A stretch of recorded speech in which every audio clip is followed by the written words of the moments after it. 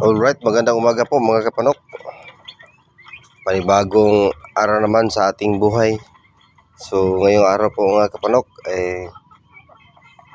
nandito tayo sa atin namang manukan, munting manukan. At tapos na po tayo nagbigay sa kanila ng pagkain mga kapanok. Pero tayo, bigay tayo sa kanila ng konti. Kahit busog na po ito, sila po ay kakain pa din. Oh, ayan.